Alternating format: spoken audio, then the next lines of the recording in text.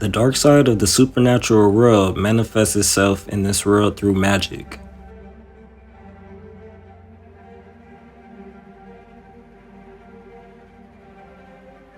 Many will be surprised to know that sorcery plays a role in science.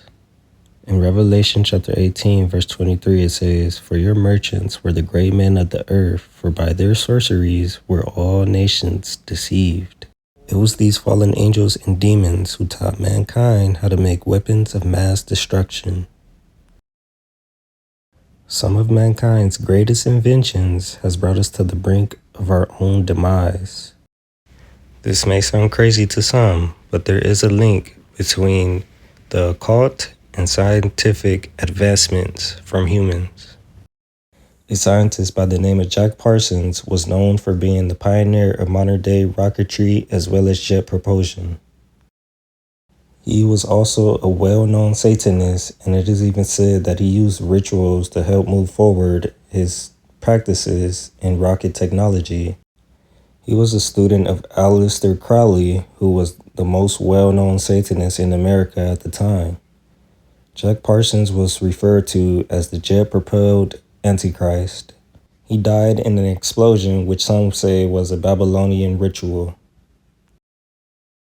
Another scientist who was involved with the creation of nukes had a very interesting quote. After a successful explosion, Robert Oppenheimer is known as saying, "We knew the world would not be the same. Few people laughed, few people cried, most people were silent. I remember the line from the Hindu scripture, Vishnu is trying to persuade the prince that he should do his duty, and to impress him takes on his multi-armed form and says, 'Now I am become death, the destroyer of worlds.' I suppose we all thought that, one way or another." End of quote. The Hindu god that Oppenheimer quoted as the destroyer of worlds is also involved in CERN. A Vishnu statue is located outside of the headquarters of CERN. CERN is currently working on technology that will discover dark matter, or matter that comes from a different realm. And on its opening day, they performed a ritual right in front of the Vishnu statue, who was the destroyer of worlds. This destroyer of worlds is mentioned in the Bible as Apollo. Revelation chapter 9 verse 11 says, "They have a king ruling over them, who is the angel in charge of the abyss." In Greek, his name is Apollo, meaning the destroyer. Ancient Greeks and Romans worshipped Apollo as the sun god, and it was said that he had a crown of rays from the sun. This crown of rays is where we get the word corona. On the CDC website, you will see that the virus that we had in 2020 is named corona after the sun god. And the Vaxx is said to have had fetal cell lines.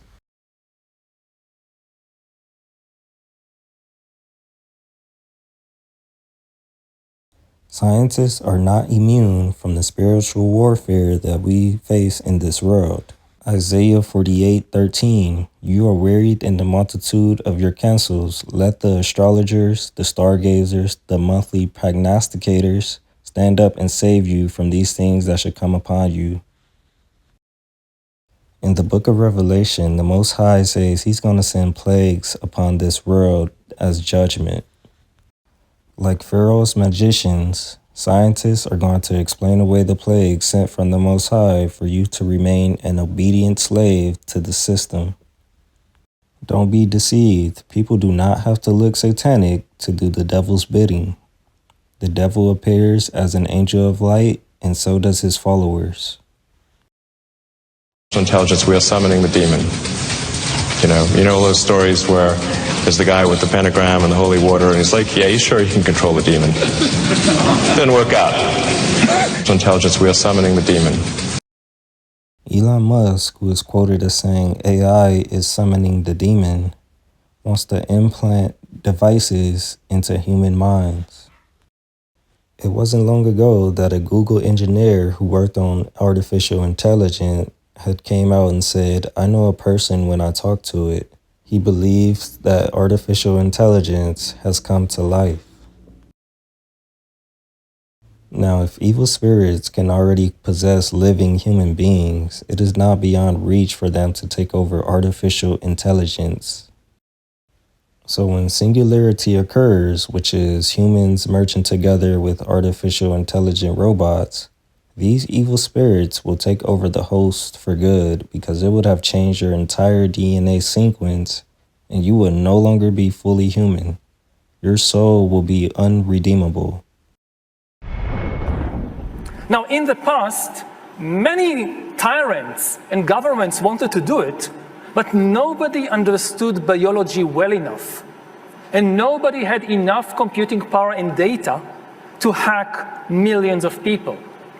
Neither the Gestapo nor the KGB could do it.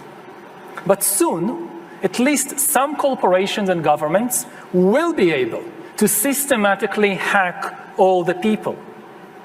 We humans should get used to the idea that we are no longer mysterious souls.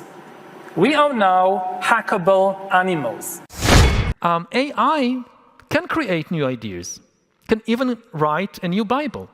Throughout history, religions dreamt about having a book written by a superhuman intelligence, by a non-human entity.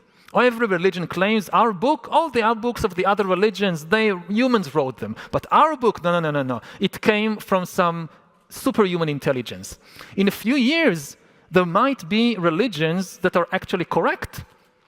That just think about a religion whose holy book is written by an AI. These things are all calculated out. Satan has an agenda for this world, and many are going along with it.